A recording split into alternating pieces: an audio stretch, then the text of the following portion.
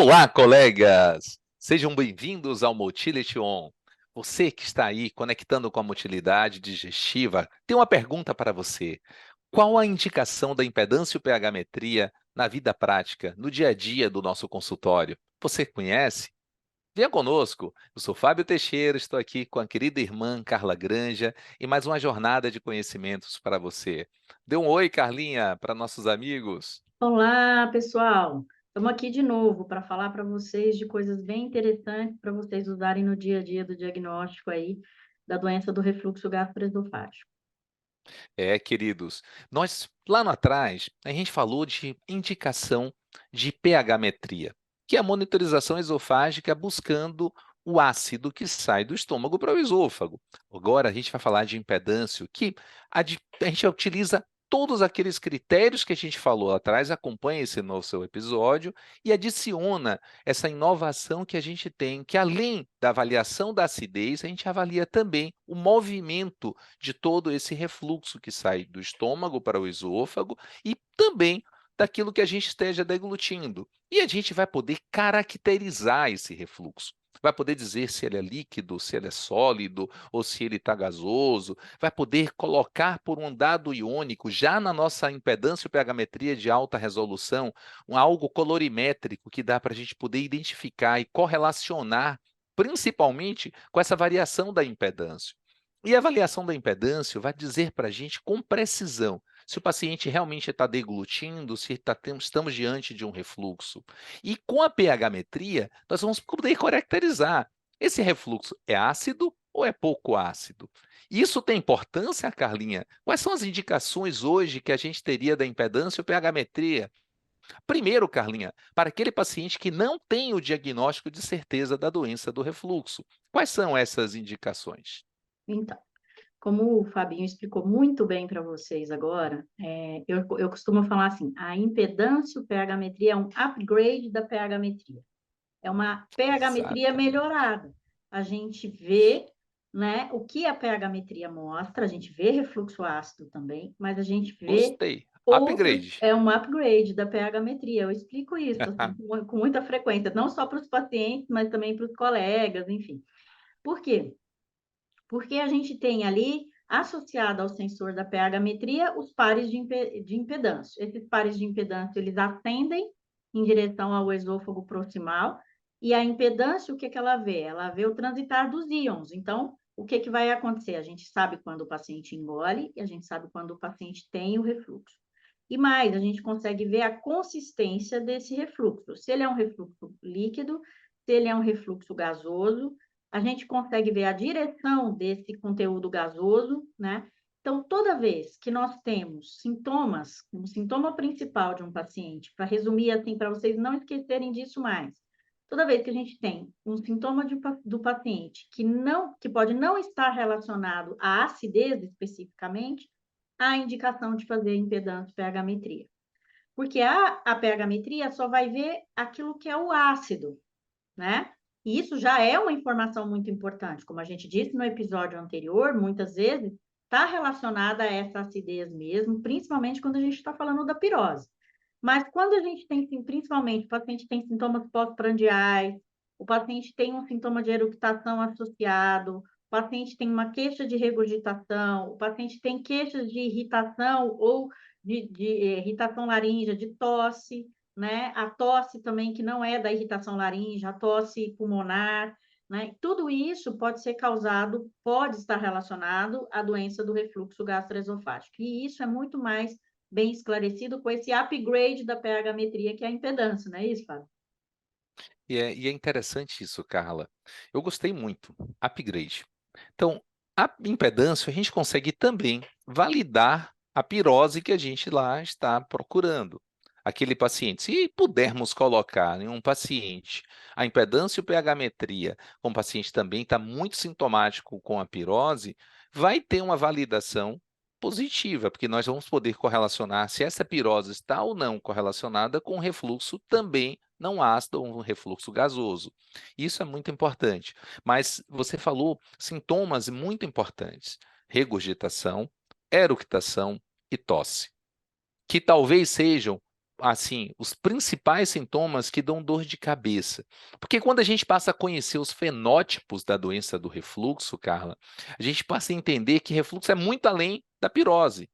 Nós estamos lidando com um paciente que possa ter aquele paciente que saiu da pH da endoscopia e não tem uma lesão esofágica evidente por grau B, grau C, grau D, como a gente falou, não tem uma estenose péptica, não tem um Barrett, esse paciente vai se apresentar como fluxo, como regurgitação dominante, ou pode ter uma dor torácica de origem não cardíaca, a gente pode caracterizar que sintoma pode estar relacionado, ou a gente pode estar diante com um paciente com tosse, ou com sintomas supraesofágicos.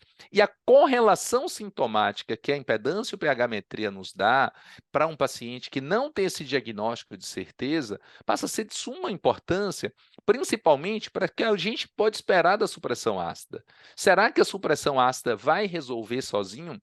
Já que a gente está diante de um diagnóstico multifatorial, que muitas vezes, Carla, nós estamos diante de um paciente que tem uma hérnia de hiato, está fazendo a regurgitação, um paciente que tem um tempo de esvaziamento gástrico retardado, paciente que tem aí, está usando Ozempic, está usando um Saxendra, está usando inibidor de GLP-1, esse paciente pode ter sintomas relacionados a uma estase gástrica, o paciente pode ter uma gasparesia, e esse paciente, quando caracterizado esse refluxo com impedância e pH-metria, nós vamos poder ter uma correlação que não é só a inibição ácida que vai ser responsável pela melhora da qualidade de vida, já que doença do refluxo não é só cicatrizar a lesão, né, Carla? É tratar o ser como um todo. E isso eu acho que a impedância traz esse lado romântico e principalmente o lado mais conclusivo que o paciente pode ter. O que você falaria um pouquinho mais de como empregar a impedância pH-metria sem o IBP? Sem o IBP primeiro, minha irmã.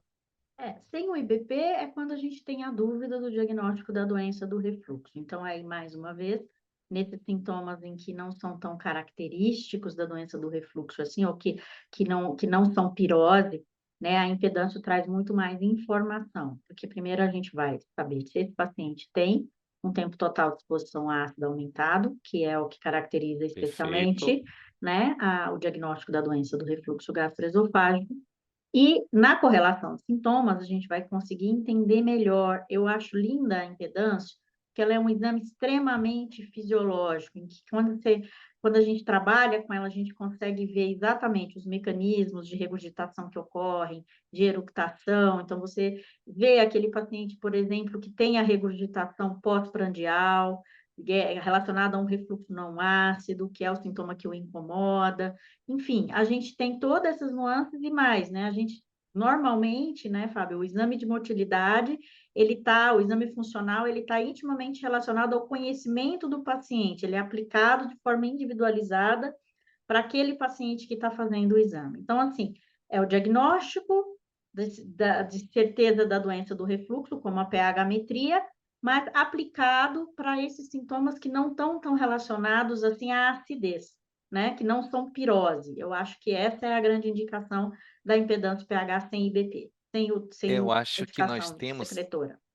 Carla, você falou uma palavra-chave, além do upgrade: personalizar, individualizar como vai ser a conduta para esse paciente. E aí você falou certo, lá na frente a gente vai falar um pouquinho sobre eructação, sobre regurgitação, em outro episódio, mas eu gostaria de falar também, Carla, sobre refratariedade.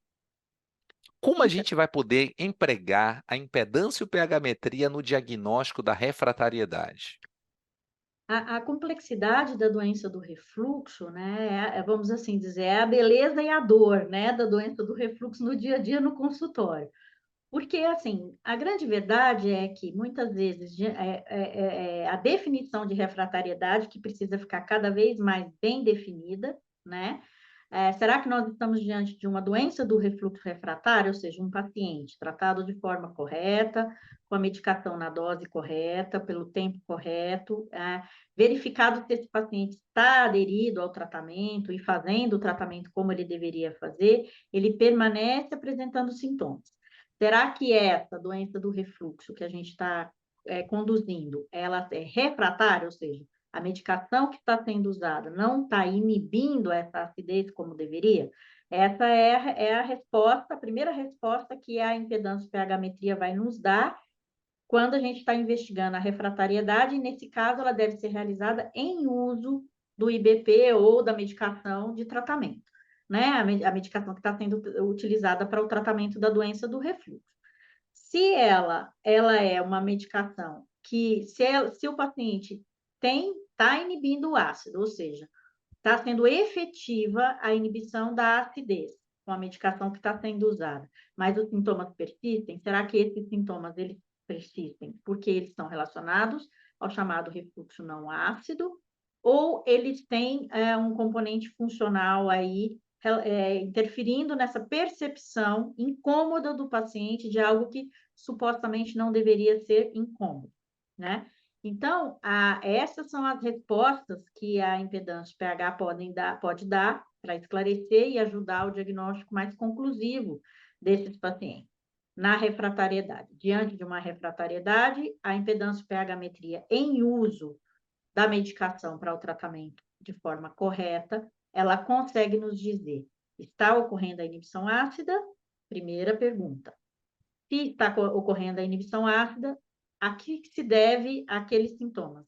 A um componente funcional, a uma relação de sensibilidade maior a um refluxo chamado refluxo não ácido, né? Então, a impedância consegue dar essas informações para a gente. É lindo, né, Fábio? Fala. Ô, Carla, é assim, é lindo e eu sou apaixonado por isso, né? Quando a gente passa a analisar, Carla, primeiro, eu acho que a gente deve indicar a impedância e o pH-metria naquele paciente que realmente nós tivemos a certeza lá atrás. Em algum momento que o paciente fez a endoscopia, teve esofagite erosiva grau B, grau C ou grau D, tá? Ou teve uma pH-metria no passado com tempo de exposição ácida acima de 6. Pronto, o paciente fez o diagnóstico de certeza da doença do refluxo. Esse paciente, ele está, eu não gosto de falar refratário ao IBP. Esse paciente está insuficiente a inibição ácida dele ou está insuficiente o nosso diagnóstico para saber qual é a causa do sintoma. Porque Perfeito. muitas vezes, Carla, é o sintoma que está refratário ou é a doença que está refratária. E aí eu acho que tem algumas perguntas que a gente poderia fazer para um paciente como esse. Paciente que está lá, está persistindo o sintoma. Primeiro, qual o fenótipo desse paciente? Qual o sintoma? É pirose? É regurgitação? É tosse? É dor torácica? Ponto. Esse paciente passou por um estudo motor, esse paciente passou por uma manometria para poder identificar o clareamento esofágico, como é que está a junção esôfago-gástrica. Isso o Lyon trouxe toda essa avaliação, principalmente fisiológica da junção esôfago-gástrica. Depois, esse paciente está ali, está persistindo a erosão ou está persistindo o sintoma? Que eu acho que é um ponto muito importante para a gente. Está persistindo a doença erosiva?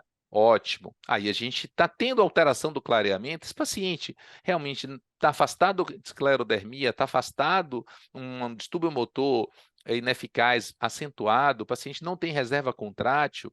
Esse paciente é um paciente obeso com grande pressão intraabdominal e está tendo um refluxo noturno importante. Esse paciente tem uma grande hérnia, que muitas vezes não é a inibição ácida por si só.